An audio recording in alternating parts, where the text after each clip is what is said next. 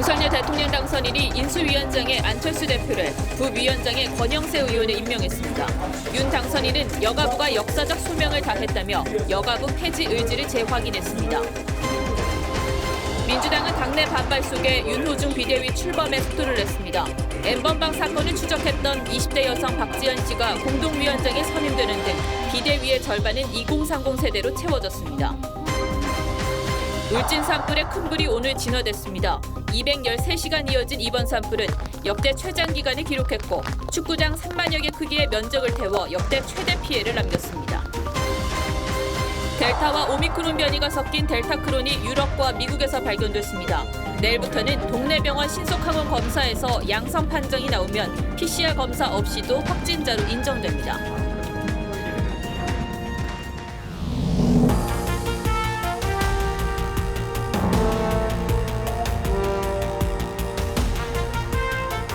시청자 여러분 안녕하십니까. 뉴스7의 김명우입니다. 윤석열 대통령 당선인이 인수위원장에 국민의당 안철수 대표를, 부위원장엔 국민의힘 권영세 의원을 지명했습니다. 인수위 안에 당선인의 공약을 국정과제 충실히 반영하기 위한 기획위원회를 별도로 두기로 했는데 위원장으로 원희룡 전 제주지사를 임명했습니다. 인수위의 전체적인 조직 체계도 공개했습니다. 당선인이 인수위 인선 등을 직접 발표한 경우는 처음이라고 합니다. 첫 소식은 권은영 기자가 보도합니다. 윤석열 당선인이 대선 승리 사흘 만에 인수위원장과 부위원장 등 인수위 핵심 인선을 마무리하고 직접 발표했습니다. 위원장에는 안철수 국민의당 대표, 부위원장에는 국민의힘 권영세 의원입니다. 안 대표는 인수위원장과 함께 코로나 비상대응특위 위원장을 겸직합니다. 신속한 손실 보상과 방역, 의료 문제 등을 종합적으로 다루게 될 것입니다. 인수위 부위원장에는 선대 본부장을 맡았던 권영세 국민의힘 의원을 임명했습니다. 좀 쉬었으면 좋겠다 이렇게 얘기를 하셨는데 중요한 일이니까 맡겠다고 이렇게 흔쾌히. 선대본 정책본부장이었던 원희룡 전 지사는 기획위원장으로 대선 공약을 새 정부 정책 과제에 반영하는 역할을 합니다. 국민께 선거 과정에서 드린 약속을 제대로 이행하고 효율적으로 추진하기 위해서 인수위는 기획조정, 외교안보, 경제 1, 2등 총 7개 분과와 1개 위원회, 2개 특위로 구성됩니다. 7개 분과위원장 등 2차 인선도 이번 주 순차적으로 나올 예정이어서 인수위는 역대 정부보다 빠른 당선 10여일 만인 오는 21일 출범할 전망입니다. TV조선 권은영입니다. 인수위원장으로 임명된 안철수 대표는 공동정부를 향한 약속의 결실로 평가한다고 답했습니다. 다음 주부터는 국민의힘과 국민의당의 합당 논의도 본격적으로 진행될 것으로 보입니다. 하지만 실제로 협상에 들어가면 지방선거 공천이나 당권 문제 등 해결해야 할 갈등 요소가 적지 않을 거란 전망이 나옵니다. 김도형 기자입니다. 윤석열 국민의힘 당선인은 안철수 대표를 인수위원장에 임명하고 동시에 코로나 비상대응특위의 총괄 책임까지 맡도록 하면서 힘을 실어줬습니다. 방역과 의료 이런 분야에 이제 나름 전문가시고 또 그래서 제가 이 부분을 부탁을 드렸습니다. 이에 안 대표는 공동정부를 향한 약속과 신뢰의 첫 결실로 평가한다며 국민통합정부를 위한 첫 단추가 끼워졌다고 답했습니다. 합당을 추진하고 있는 양당은 협상 과정을 밝히지 않고 있지만 구체적인 협상에 대해서는 제가 알고 있는 정보가 있지 않습니다. 국민의힘은 최대한 빨리 절차를 마무리한다는 구상입니다. 국민의힘 관계자는 다음 주 초쯤 흡수 통합으로 결론이 날 것으로 기대한다면서 다만 당권이나 지방선거 공천을 두고 불필요한 분란이 생기는 것은 경계해야 할 부분이라고 했습니다. 반면 국민의당 측은 인수위 인선이 마무리되고 나서야 구체적 논의를 할 수 있을 것이라는 유보적 입장입니다. 인수위 구성 과정에서 안 대표의 의견이 얼마나 반영될지에 따라 합당 조건에도 영향이 미칠 거라는 전망이 나옵니다. 또 지방선거 공천에 대해 이준석 대표는 출신을 염두에 두지 않고 경선을 하겠다는 입장을 이미 밝혔지만 국민의당 측이 일정 지분을 요구할 수도 있다는 점도 합당 과정에서의 갈등 요소로 남아 있습니다. TV조선 김도영입니다.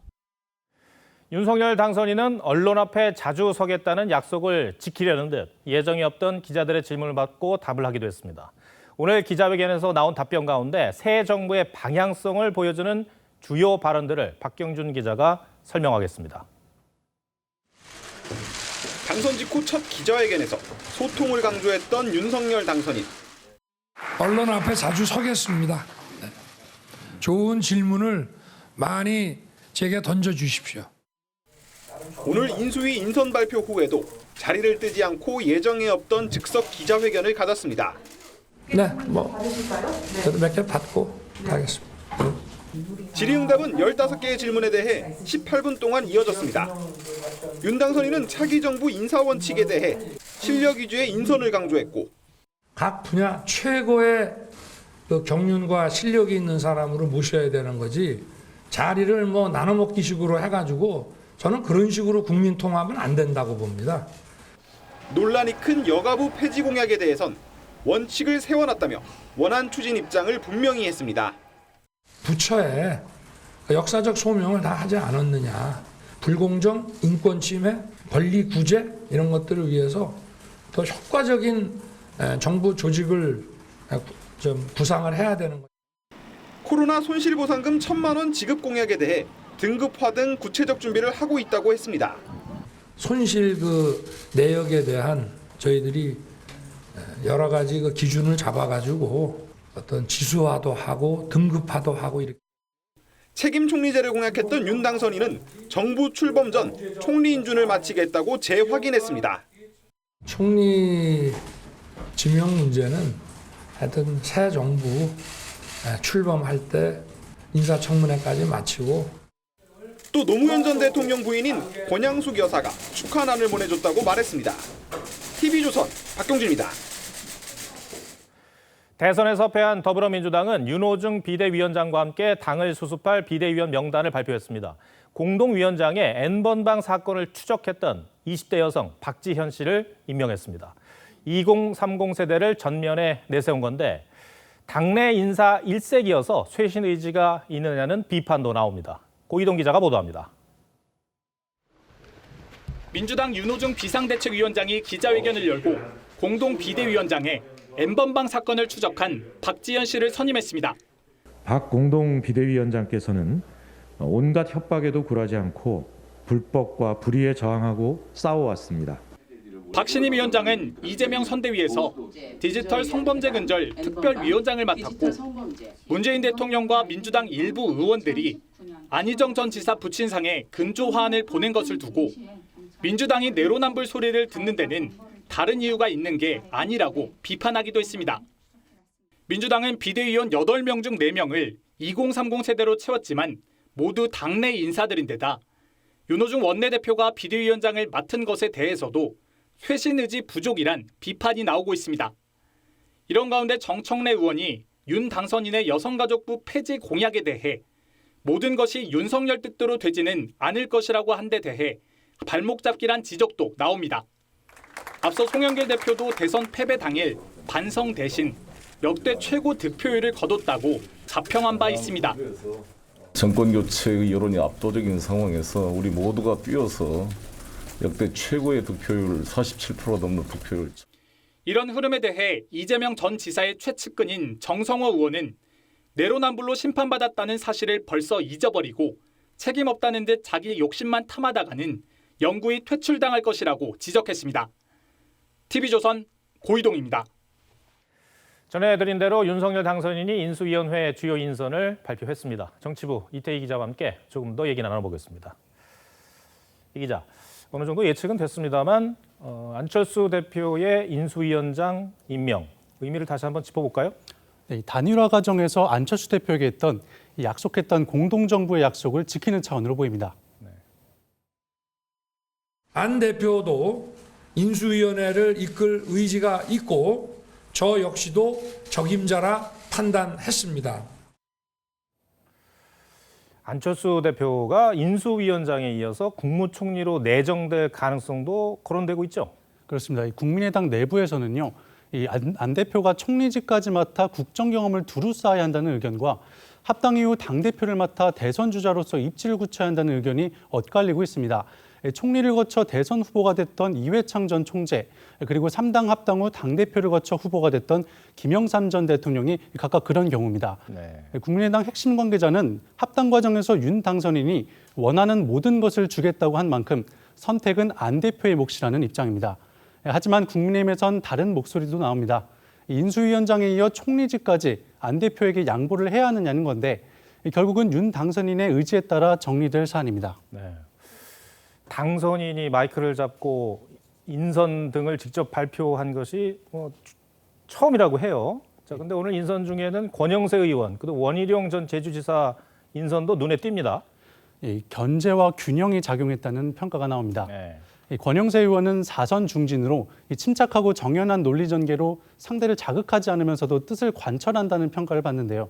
안철수 위원장을 형식적으로는 보좌하는 위치지만 실제로는 윤 당선인과 국민의힘의 가치 그리고 대선 공약을 구체화하는 역할을 할 것으로 보입니다.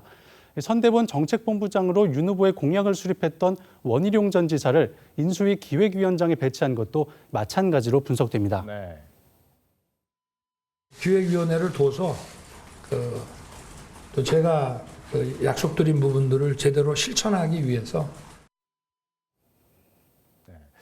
이번 인수위의 인사 발표 속도를 보면 역대 정부와 비교했을 때 상당히 빨라요. 이유가 있습니까? 네, 윤 당선인은 이 당선 사흘 만에 인수위원장을 발표했습니다. 박근혜 정부 때 8일이 걸렸던 것과 비교하면 상당히 빠른 속도입니다. 네. 인수위가 빨리 꾸려져야 새 정부의 출범도 순조로울 거란 당선인의 의중이 담겨 있습니다. 인수위에 깜짝 인선을 하거나 여성 할당제 등도 고려하지 않는 걸로 알려졌는데요. 인수위 인선으로 어떤 정치적인 점수를 따기보다는 일을 잘하는 사람에게 일을 맡겨야 한다는 당선인의 인사 철학이 들어있다는 평가입니다. 다만 속도를 내는 만큼 인사 검증은 더 철저히 하겠다는 게 당선인의 생각입니다. 검증 작업은 저희가 그 어느 때보다 더 치밀하게 그리고 치열하게 벌이겠다라는 약속을 드리고 싶고요. 윤석열 당선인의 인사 결정을 보좌하는 사람이 누군지 혹시 취재가 됐습니까? 네, 당선인의 비서실장이죠. 장제원 의원이 주도적인 역할을 하는 걸로 알려졌습니다. 아시다시피 장 의원은 윤 당선인의 핵심 측근인데다 단일화 성사에도 역할을 했다는 점에서 안철수 대표 측과의 접점 역할도 맡고 있기 때문에 인수위 구성에 큰 역할을 하고 있다는 건데요. 다만 장 의원이 의원직을 포기해야 하는 대통령 비서실장까지 이어맞지는 않을 걸로 전해집니다. 네, 알겠습니다. 이태 기자, 잘 들었습니다.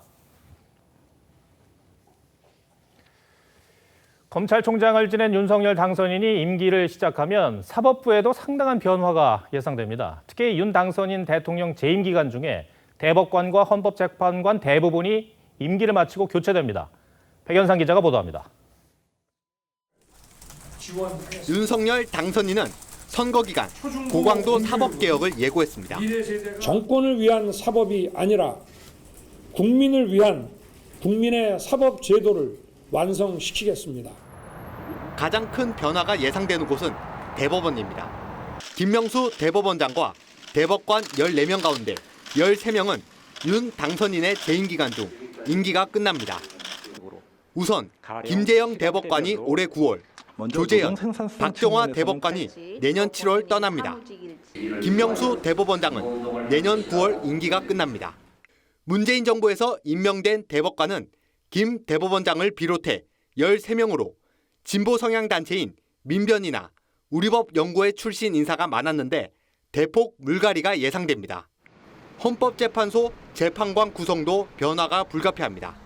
유남석 헌법재판소장을 포함한 헌법재판관 9명 전원도 윤 당선인 임기 중에 교체됩니다. 헌법재판소장을 포함한 재판관 3명은 대통령이 임명하고 3명은 국회 선출 인사를, 3명은 대법원장이 지명한 사람을 대통령이 임명합니다. 법조계 일각에선 윤 당선인이 검찰총장 출신인 만큼 검찰 출신 대법관과 헌법재판관이 발탁될 가능성도 거론됩니다. 검찰 출신 대법관은 지난해 5월 퇴임한 박상옥 전 대법관이 마지막이었습니다. TV조선 백연상입니다.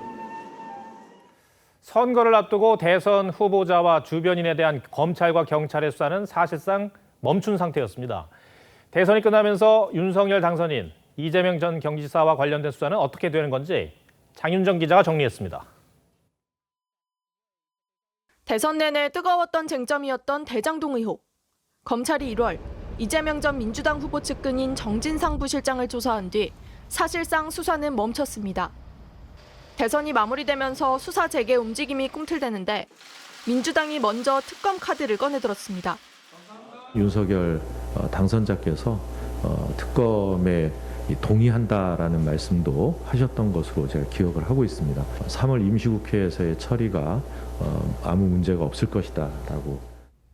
윤석열 당선인도 호응하면서 특검 도입은 탄력을 받을 전망입니다. 진상이 확실하게 규명될 수 있는 어떠한 조치라도 국민들 다 보시는데 해야 된다고 저는 생각합니다. 경찰 수사도 재개될 것으로 보입니다. 이 전 후보의 성남FC 후원금 관련 의혹이 규명돼야 하고 아내 김혜경 씨는 수행비서 부당 채용과 법인카드 유용 의혹 등이 수사 대상입니다. 윤 당선인 가족 관련 수사도 진행 중입니다. 윤 당선인은 부산저축은행 대출 부실 수사 등 의혹을 받지만 헌법상 대통령은 재직 중 형사소출을 받지 않아 5월 취임하면 직접 수사는 힘들 전망입니다. 반면 아내 김건희 씨는 도이치모터스 주가 조작 연루와 코바나 컨텐츠 불법 협찬 등 의혹을 받는데 국민적 관심이 커 조사가 불가피해 보입니다. TV조선 장윤정입니다. 네, 경북 울진 산불에 큰 불길이 드디어 잡혔습니다. 꼬박 213시간이 걸렸습니다. 역대 최장 기간을 기록하는 동안 힘써준 대원들 모두 고맙습니다. 여기에 그토록 기다렸던 비도 내리기 시작했는데 조금만 더 일찍 왔다라면 하는 야속한 마음도 들지만 주민들은 지금이라도 남은 불들을 잘 정리해 주길 바라고 있습니다. 하동원 기자입니다. 시뻘건 불길이 주택가 야산을 집어삼키고 달리던 자동차 주인은 온통 불바다로 변했습니다. 지옥이네 지옥. 아무것도 안 보여. 지난 4일 경북 울진에서 발생해 강원 삼척까지 번진 초대형 산불이 열흘이 지난 오늘에서야 잡혔습니다. 경북 울진에서 발생하여 강원 삼척까지 확산된 울진 삼척 산불의 주불 진화를 오늘 오전 9시부로 선언합니다. 주불 진화까지 걸린 시간은 무려 213시간으로 역대 최장 기록입니다. 지난 2000년 동해안 산불보다 22시간이나 더 걸렸습니다. 산불 진화에는 헬기 1212대 7만 명에 달하는 대원들이 투입돼 9박 10일 동안 화마와 사투를 벌였습니다. 오늘 새벽부터 불길이 강했던 응봉산과 금강송 군락지 주변에 20mm가 넘는 비가 내리면서 진화의 속도가 붙었습니다. 울진군에는 내일까지 5mm가량의 비가 더 내릴 것으로 예보돼 잔불 진화 기대감도 높아지고 있습니다. 비가 오니까 너무너무 반갑고 고맙고 말도 못하죠. 잔불이 다 빠졌으면 고맙겠네요. 산림당국은 헬기 20대와 야간 열화상 드론 등을 투입해 잔불 정리와 뒷불 감시를 할 계획입니다. 지금까지 파악된 울진 삼척 산불의 예상 피해 면적은 서울 전체 면적의 3분의 1 수준인 2923헥타르입니다. TV조선 하동원입니다. 네, 이번 산불은 축구장 3만여 개 크기의 면적을 잿더미로 만들어 역대 최대 피해 기록도 남겼습니다. 이제 불에 탄 주민들의 생활 터전을 복구해야 하는 더 어려운 과제가 남았는데요. 막막한 피해 주민들은 현실성 있는 대책 마련을 요구했습니다. 강석 기자입니다. 마을 전체가 잿더미로 변한 경북 울진군 화동마을. 불탄 집들은 대부분 폭삭 주저앉았고 그나마 형태가 남은 집들도 그대로 살기 어려운 지경입니다. 주민들이 쓰던 가재도구들도 시커멓게 불에 타 쓸모가 없어졌습니다. 이곳은 주민 요청에 따라 마을 근처에 임시 주거시설이 들어설 예정입니다. 그 안에 생활품, 밥솥이나 냉장고나 TV 이렇게 사람이 살 수 있는 가전제품도 같이 들어왔으면 좋겠습니다. 이번 산불로 주택과 창고 등 건물 600여 채가 불탔는데 울진군의 국내 최대 송이버섯 산지도 큰 피해를 입었습니다. 울진군의 송이 생산량은 전국 10% 수준.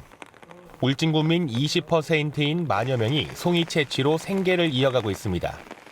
산림 복원까지는 30년 이상 필요해 송이 농가는 막막합니다.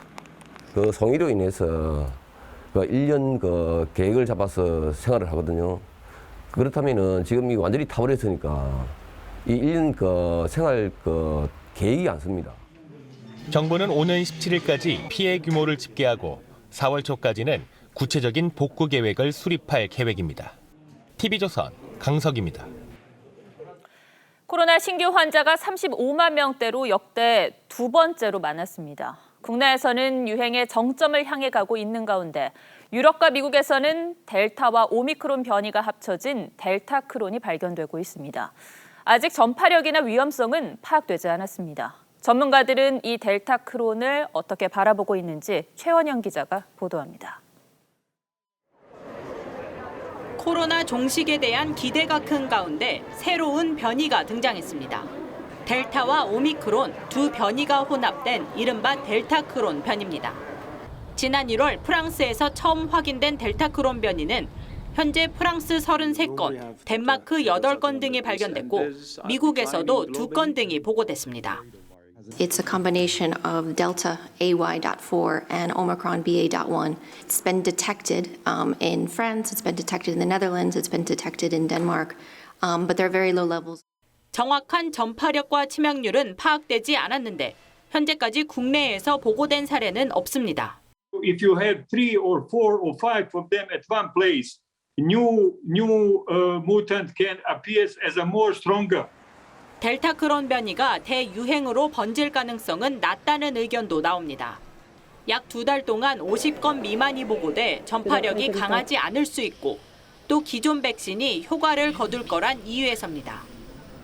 국내 신규 확진자는 35만 190명이 발생해 역대 두 번째 규모를 기록했습니다.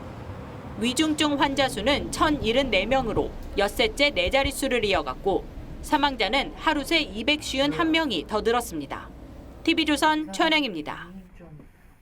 내일부터는 코로나 검사에서 달라지는 점이 있습니다. 동네 병원 신속항원 검사에서 양성 판정이 나오면 PCR 검사 없이도 확진자로 인정됩니다. 개인이 한 자가키트 검사는 인정되지 않습니다. 신경희 기자가 설명합니다. 주말 오후 선별진료소엔 여전히 긴 줄이 이어집니다. 코로나 확진 여부를 판정받기 위해서인데 내일부터는 동네 병원에서도 확진자 판정이 가능해집니다. 지금까지는 동네 병원 신속항원 검사에서 양성이 나와도 다시 선별진료소를 찾아가 PCR 양성 판정을 받아야 확진자로 분류됐지만 절차가 간소화된 겁니다. 동네 병원이 편하지. 저희같이 몸 안 좋은 사람은 움직이기가 힘들잖아. 하지만 신속항원 검사라도 개인이 한 건 유효하지 않고 전국 7,500여 개 동네 병원에서 받은 것만 인정됩니다. 또한 동네 병원 신속항원 검사에서 음성이 나와도 코로나에 감염되지 않았다고 확신할 수는 없습니다. 이 때문에 전문가들은 의심 증상이 지속되는 경우 등 반복 검사가 필요하다고 당부했습니다. 동네 병원들의 신속항원 검사와 더불어 전국 선별진료소들의 PCR 검사도 기존처럼 운영됩니다. 정부는 60세 이상 고령자가 확진 판정을 받으면 병원에서 먹는 치료제를 바로 처방받을 수 있게 했습니다. TV조선 신경입니다. 서울 종로구의 GTX 공사 현장에서 근로자 1명이 숨졌습니다. 전선을 감아놓는 전선 드럼이 떨어져 변을 당한 것으로 알려졌습니다. 정부는 중대재해처벌법 위반 여부에 대해 조사에 나섰습니다. 정준영 기자입니다. 공사장 관계자가 굳은 얼굴로 휴대전화를 들여다봅니다. 머리에 헬멧을 쓴 경찰 과학수사대가 공사 현장에서 줄지어 나옵니다. 오늘 오전 10시 11분쯤 서울 종로구의 GTX-A 509 건설 현장에서 30대 하청업체 근로자가 숨졌습니다. 전선을 지하로 내리는 작업 도중 고정돼 있던 전선 드럼이 갑자기 떨어지면서 근로자를 덮쳤습니다. 혼자 계신 건 아니었어요. 한 명이 좀 아니었었고 조금 봐야 될 것 같아요, 상황은. 해당 공사는 공사 금액이 50억 원이 넘어 중대재해처벌법 적용 대상입니다. 고용노동부는 곧바로 작업 중지를 명령한 뒤 사고 원인과 법 위반 여부 조사에 나섰습니다. 근로감독관들이 현장에 나가서 보고 있거든요. 조금 있으면 아마 이 상황에 대한 1차적인 보고가 올 것 같습니다. 경찰도 숨진 노동자의 부검을 의뢰하고 업무상 과실 여부를 조사할 계획입니다. TV조선 정준영입니다. 네, 이달 말 주택 공시가격이 발표됩니다. 지난해 급등한 공시가격에 세금 부담을 호소하는 분들이 많았는데 이 반발을 의식해서 당정이 올해는 종부세를 동결하는 방안을 검토하고 있습니다.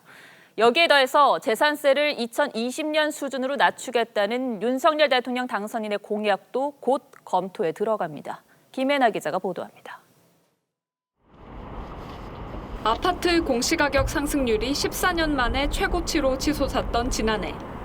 납세자들이 거세게 반발하자 민주당과 문재인 정부는 올해 1주택자 보유세를 지난해 수준으로 동결하는 방안을 검토하겠다고 했습니다.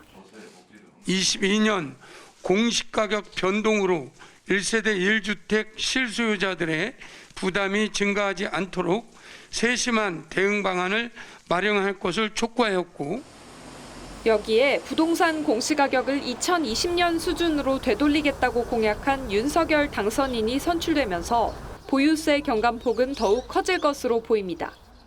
당정 협의 결과로 한 거는 저희가 쭉 준비를 해왔고요. 공약과 관련된 부분은 앞으로 이제 검토를 해서. 과세 표준을 정할 때 반영하는 공정시장가액 비율은 국회 동의 없이 조정할 수 있는데 재산세 기준으론 올해 60%인 이 비율을 대폭 낮춰 세부담을 2년 전 수준으로 내리겠다는 게 윤 당선인의 구상입니다. 1주택자 종부세도 지난해 수준으로 동결될 것으로 보입니다. 보유세를 이전 어느 수준으로 낮춘다라고 하는데 시간이 좀 촉박한 부분이 있어서 좀 큰 틀에서 논의가 될 것 같아요. 정부는 당선인 인수위원회와 협의해 보유세 완화 방안을 22일 발표할 예정입니다. TV조선 김예나입니다. 광주 복합 쇼핑몰 유치 공약을 내세웠던 윤석열 후보가 당선되면서 해묵은 유통산업 규제도 수면 위로 떠올랐습니다. 골목 상권 보호를 이유로 만든 각종 규제는 실효성 논란이 일었고 여기에 코로나로 온라인 업체 매출이 급증하면서 오프라인의 두 축인 대형마트와 전통시장을 편을 나눠서 규제하는 게 시대 흐름에 맞는지 고민해봐야 한다는 지적이 나옵니다. 그래서 오늘은 이유경 기자가 규제가 아닌 발전을 기대하는 목소리에 포커스를 맞췄습니다. 광역시 중 유일하게 복합 쇼핑몰이 없는 인구 144만의 도시 광주. 윤석열 대통령 당선인이 꺼내든 복합 쇼핑몰 유치 공약은 이번 대선에서 광주 민심을 흔들었습니다. 전국 어디를 가도 많습니다. 이런 복합 쇼핑몰이. 부산에 가보세요. 대전에 가보시고 대구를 가보십시오. 왜 광주만 없습니까? 유통 대기업들이 그동안 광주 지역에 문을 두드린 것만 대여섯 차례. 2015년 신세계가 복합 쇼핑몰과 고급 호텔 설립을 발표했다가 정치권 반발로 물러섰고 이마트는 2019년 새 점포를 열겠다고 밝혔다가 계획을 취소했습니다. 그때마다 전통시장 보호가 꼬리표처럼 따라붙었습니다. 어떻게 소상공인들의 씨를 말리고 지역 상권을 말살한다는 것인지 한번 냉정하게 데이터를 가지고 이야기. 광주뿐만이 아닙니다. 한 유통 대기업이 지난 2013년 서울시로부터 1972억 원에 사들인 상암동의 쇼핑몰 개발 지역. 여전히 허허 벌판입니다. 서울시가 주변 전통시장과의 상생을 내세우면서 인허가에만 8년이 걸렸습니다. 정부와 지자체가 전통시장과의 상생을 내세워 인허가를 미루는 사이 유통시장의 환경은 오프라인에서 온라인으로 바뀌어가고 있습니다. 코로나19 장기화로 온라인 매출은 지난해 15.7% 증가한 반면 대형마트 등 오프라인 매출은 7.5% 느는 데 그쳤습니다. 규제 효과도 미지수입니다. 현재 대형마트는 매달 2차례 의무적으로 쉬어야 하고 24시간 영업도 할 수 없지만 대형마트 의무 휴일에 전통시장을 간다는 소비자는 8.3%에 불과했습니다. 소상공인 매출은 지난 5년간 되레 6.1% 줄었습니다. 마트와 전통시장을 나누는 지금의 이분법적 규제가 시대착오적이라는 지적이 나오는 이유입니다. 온라인을 규제하지 않으면 오프라인도 규제하지 않아야죠. 전통시장이나 골목상권은 경쟁력을 강화시키고 변화시키고 온라인에 대응을 하고 규제가 아닌 상생에 초점을 맞춘 유통산업 발전법으로 탈바꿈할 수 있을지 새로 출범하는 윤석열 정부의 시선이 쏠리고 있습니다. 뉴스7 포커스였습니다. 네, 러시아군이 피난 가는 우크라이나 주민들을 향해 포격해 아이들이 또 희생됐습니다. 정해진 길로 탈출하지 않았다는 이유였습니다. 미국은 우크라이나에 무기를 추가로 지원했습니다. 유혜린 기자입니다. 러시아군의 탱크가 아파트를 향해 포를 쏩니다. 자동차 수리점도 공격합니다.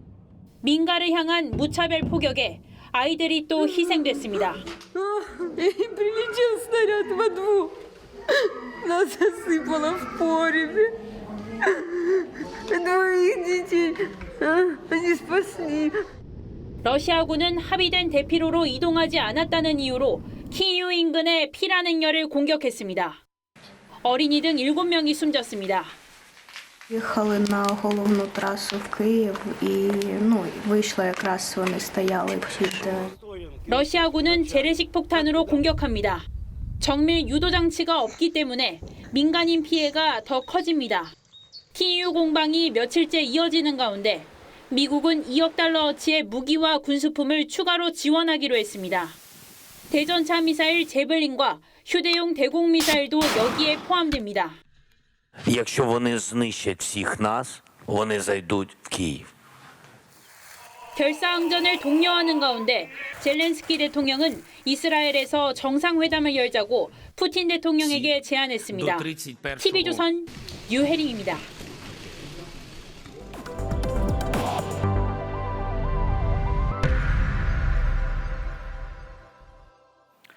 영어 유치원이나 학원 같은 교육시설은 보통 일반 상가에 몰려 있는데요. 요즘은 백화점에서 찾을 수가 있습니다. 경쟁적으로 학원 유치에 나선다는데 쇼핑시설에 왜 학원들을 입점시키는지 김충년 기자가 알아봤습니다. 지난주 문을 연 영어 유치원인데 초대형 복합 쇼핑몰 한가운데에 있습니다. 영어는 물론 코딩에 수학까지 가르쳐준다는 이 유치원 입학 설명회엔 정원의 2배가 넘는 학부모들이 몰렸습니다. 바로 옆엔 유명 연예기획사가 운영하는 연기학원이 곧 문을 엽니다. 주로 어린이와 청소년에게 춤과 연기를 가르칩니다. 백화점, 쇼핑몰이 학원 유치에 적극적인 건 자녀 교육에 열성적인 부모들의 지갑을 겨냥한 겁니다. 아이는 학원에 맡기고 그 사이에 쇼핑을 즐기게 한다는 전략입니다. 쇼핑몰 꼭대기에 소비자를 끌어모으면 다른 매장 매출이 늘어난다는 이른바 샤워 효과입니다. 특히 MZ세대라 불리는 30대 학부모들은 쇼핑을 하면서 문화생활도 겸하는 걸 좋아합니다. 애들이랑 하원하고 같이 이제 쇼핑도 할 수 있고 서점도 갈 수 있어서 오히려 조금 인프라가 풍부하다 보니까 다니기에는 더 좋은 것 같아요. 대전에 있는 이 백화점은 카이스트와 협력해 과학관을 열었습니다. 어린이 축구장을 입점시킨 대형마트도 있습니다. 애들 가장 최우선으로 하는 그런 가정들이 많아지기 때문에 애하고 같이 백화점을 온다는 것 자체는 그 가구를 한 10년 이상은 이제 붙들어맬 수 있는. 학부모들의 교육열에 착안한 백화점의 학원 마케팅이 유통업계의 활로를 열어줄지 주목됩니다. TV조선 김충령입니다. 윤석열 당선인의 부인 김건희 여사가 대만에서 한때 실시간 검색어 1위에 올랐습니다. 윤 당선인이 문재인 정부와 달리 산불-폐지 등 중국을 상대로 할 말은 하겠다는 태도를 보이자 상대적으로 대만과 홍콩 등에서 관심도가 커진 것 같습니다. 구민성 기자 리포트 전해드리고 뉴스야 이어가겠습니다. 대만의 한 인터넷 포털 사이트 검색창에 윤석열을 입력하면 윤석열 부인이 최상단 관련 검색어로 뜹니다. 이 사이트에선 우리 대선 결과가 나온 지난 10일 한국 윤석열 부인이 실시간 검색어 1위에 오르기도 했습니다. 이는 대중 원칙론을 강조하는 윤 당선인의 외교 기조에 따른 높은 관심도를 반영한 것으로 보입니다. 민주당 정권의 집권 기간 동안에 너무 친중 친북의 굴종 외교를 하는 가운데 윤 당선인은 선거 기간에 중국이 반발하는 사드 추가 배치를 시사했고 북핵이 점차 고도화돼서 굉장히 위협 강도가 강해지게 되면은 사드를 추가 배치할 수 있다고 제가 말씀을 드렸고 당선 직후 중국 대사를 만나서도 책임 있는 세계 국가로서 중국의 역할을 언급하며 할 말은 하는 모습을 보였습니다. 윤 당선인의 이 같은 대중외교 노선에 대만 언론들은 한미일 동맹관계 강화 속 한국과 대만의 협력도 가능할 것이라는 분석을 했고 홍콩 사우스 차이나 모닝포스트는 국민의힘은 북한에 대해 더 강경해지고 중국과의 관계를 재설정할 것이라고 전망했습니다. 반면 중국 관영 매체인 환구시보는 한국은 사드 배치를 내정이나 주권 문제로 간주해선 안 된다고 주장하며 경계심을 드러냈습니다. TV조선 구민성입니다.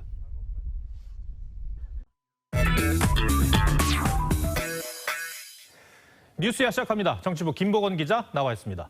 첫 번째 물음표 볼까요? 네, 첫 번째 물음표는 어린지의 추억입니다. 김 기자, 근데 표기가 좀 이상한데요? 네, 이 한때 오렌지를 이렇게 표기해야 한다 이런 주장이 있어가지고 제가 써봤는데 혹시 앵커 기억나시나요? 혹시 이게 그 이경숙 전 숙명여대 총장 말 아닌가요? 이명박 정부 때 인수위원장 했고요. 맞습니다. 네. 그 14년 전 발언인데도 아직 잊혀지지 않는 장면인데요. 한번 직접 들어보시겠습니다. 네. 처음에 제가 미국 가갖고 오렌지 달라고 그랬더니 아무도 못 알아들어요. 그래서 오렌지 이러니까는 오렌지 이러면서 가져오거든요. 네, 이 발언은 영어 공용화 논란으로 번지면서 초기 이명박 정부가 어린지 정부라는 이 비아냥을 듣기도 했습니다. 이명박 정부 때 유독 고소영, 또 S라인, 강부자 같은 비판 유머가 많이 등장했는데 그 시작점으로 볼 수 있겠습니다. 인수위원장은 상징성이 워낙 커서 관심을 한몸에 받는데 돌이켜보면 논란이 더 많았던 것 같아요. 그랬었습니다. 이 앞서 보신 이경숙 전 총장은요, 첫 여성 인수위원장이라는 상징성에다가 이 대학을 또 경영한 능력까지 이명박 정부의 실용이라는 가치에 부합한다 이런 평가를 받았지만 어린지 이 발언 이후에 입지가 크게 줄었습니다. 또 박근혜 정부의 인수위원장이었던 김용준 전 헌법재판소장은요, 초대 국무총리로 지명이 됐다가 아들의 병역 의혹, 또 부동산 투기 의혹, 또 허위 재산 공개 의혹 등으로 지명 5일 만에 사퇴를 하면서 정권 초기에 큰 부담이 됐습니다. 앞으로 인수위 업무에 계속 참석하시나요?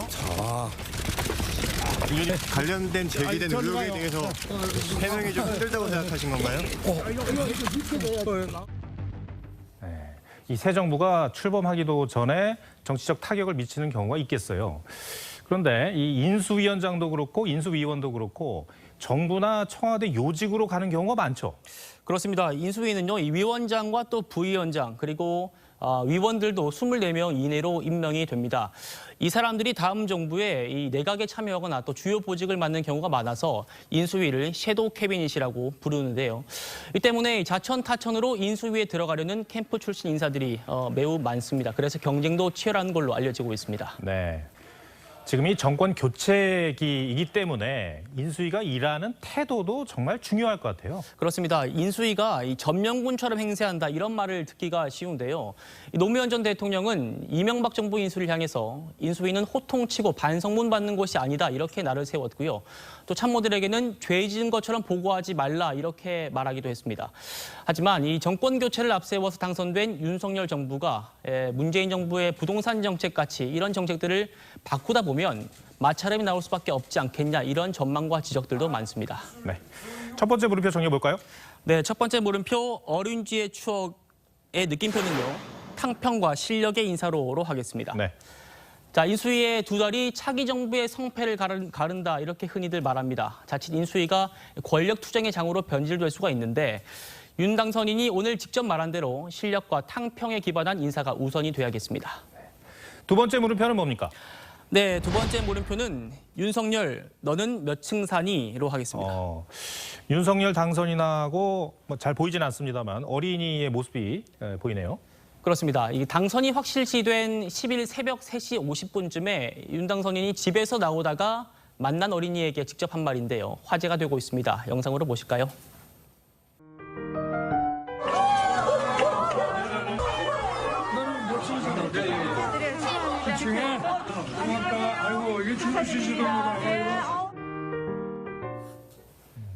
네, 그러니까 어린이가 윤 당선인의 이웃이었네요. 그렇습니다. 윤 당선인은 서울 서초구에 한 700세대가 넘는 주상옥 복합 아파트에 지금 살고 있습니다.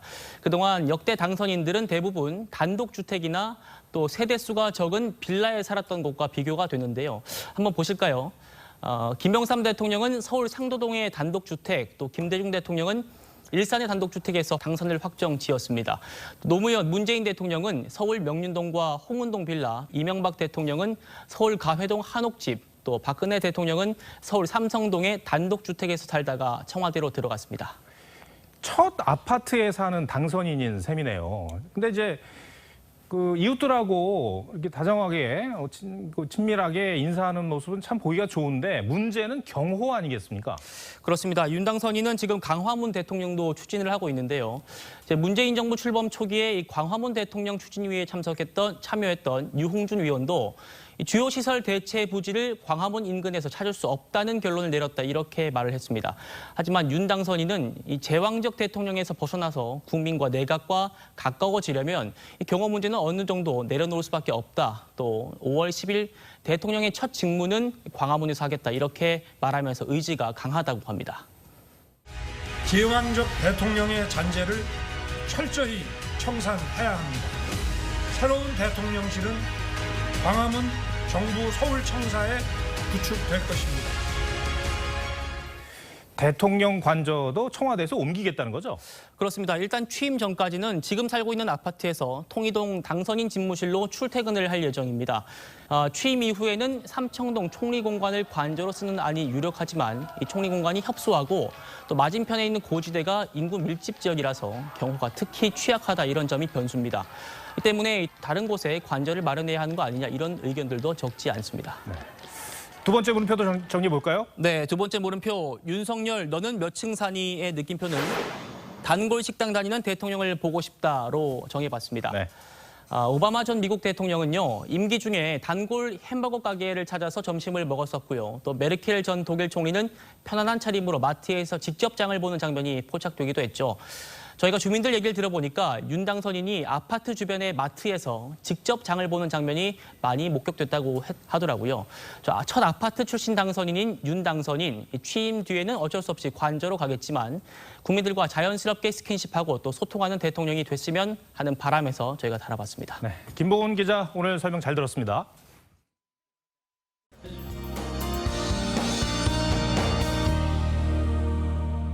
네, 현재 강원 남부와 충북, 호남과 영남 내륙 지역을 중심으로 비가 내리고 있습니다. 대부분 밤까지 이어지겠는데요. 영남 내륙 지역은 내일 새벽까지, 남해안은 내일 저녁까지도 비가 내리는 곳이 있겠습니다.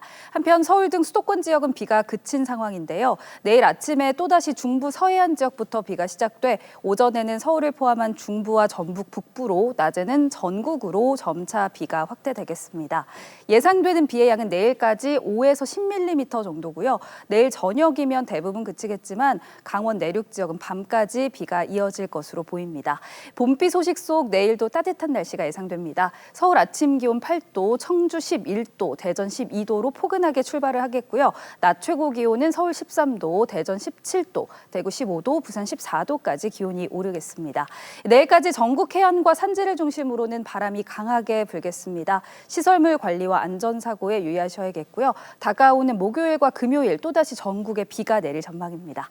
날씨였습니다. 윤석열 당선인이 대통령직 인수위원회 가동에 속도를 내고 있습니다.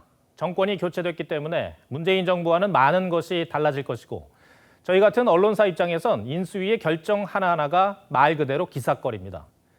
대한민국 5년의 청사진이 제시되고 총리와 장관, 청와대 참모진들의 발탁도 인수위에서 논의될 것입니다.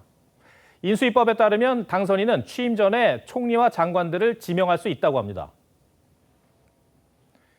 윤석열 당선인은 일성으로 통합을 강조했습니다. 그 출발은 인사로 보여지는 게 아닐까 싶습니다. 지금 정부가 그랬다고, 민주당이 협조를 안 한다고, 누가 봐도 우리 편 일색이면 통합의 외침은 공연불이 될 것 같습니다. 시청해주셔서 고맙습니다.